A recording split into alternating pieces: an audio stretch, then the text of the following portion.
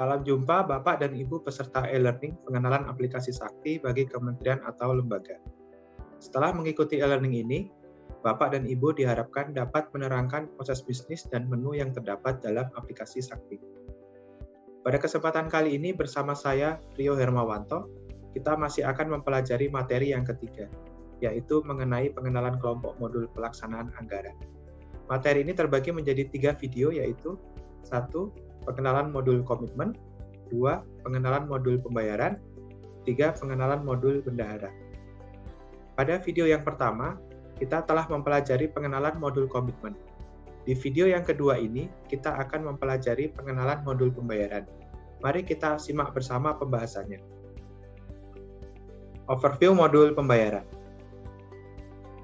Hari ini kita akan belajar tentang ruang lingkup modul pembayaran, kemudian relasi modul pembayaran dengan modul lainnya, kemudian feeder data modul pembayaran, kemudian user di modul pembayaran itu apa saja, kemudian kewenangan terkait dengan user modul pembayaran itu apa saja, dan yang terakhir terkait dengan alur proses pembuatan SPM.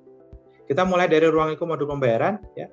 Yang pertama ada pencatatan SPP, kemudian yang kedua ada penerbitan SPM, kemudian yang ketiga pencatatan SP2D, yang keempat pencatatan perintah bayar, yang kelima pencatatan RPD harian atau rencana penarikan dana harian, yang keenam ada monitoring SPP, kemudian yang ketujuh ada monitoring pengiriman ADK SPM, dan yang terakhir terkait dengan koreksi belanja dan penyesuaian Pagudipa.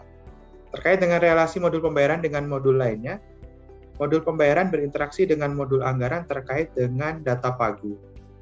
Kemudian apabila sudah ada pembayaran, maka akan ada update terkait dengan fund available yang terkait dengan modul anggaran, sehingga tidak terjadi duplikasi pembayaran.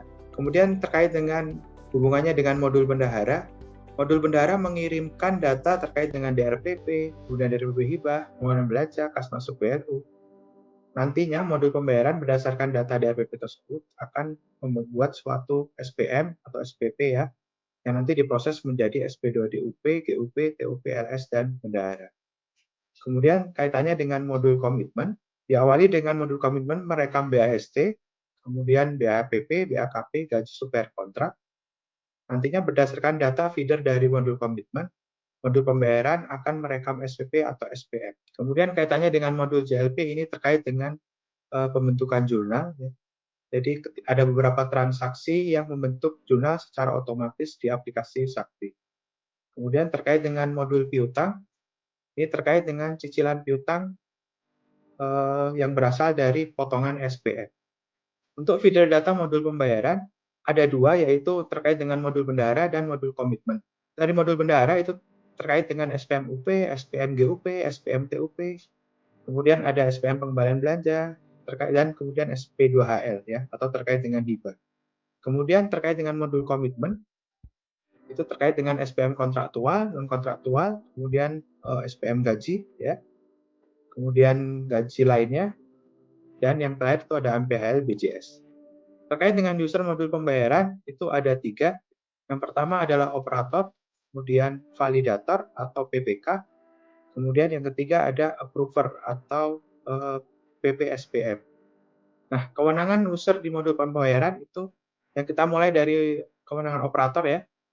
Jadi operator itu tugasnya atau kewenangannya mencatat atau merekam SPP, kemudian mencetak ya, kemudian mencatat RPD harian, mencetak SPP SPM juga, ya. Kemudian terkait dengan monitoring pengiriman data SPM. Kemudian untuk kewenangan validator atau PPK, tugasnya yaitu untuk memvalidasi RPD harian serta memvalidasi perekaman SPP secara sistem. Kemudian meneliti kesesuaian perekaman data dengan hard copy, kemudian menandatangani SPP, dan melakukan pengiriman data SPP.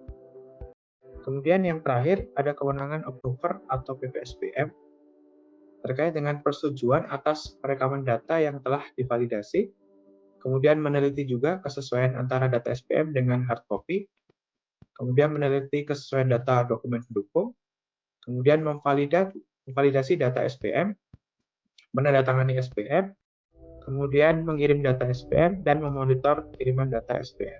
Ada role lain ya, ada kewenangan lain yaitu untuk KPA itu ada sebagai validator khusus hanya untuk surat perintah pengesahan pengembalian belanja.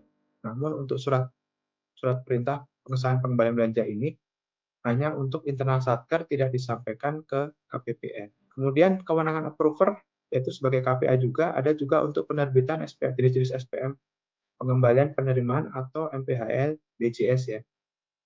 Memo pencatatan hibah langsung yang dalam bentuk barang, jasa, atau surat berharga.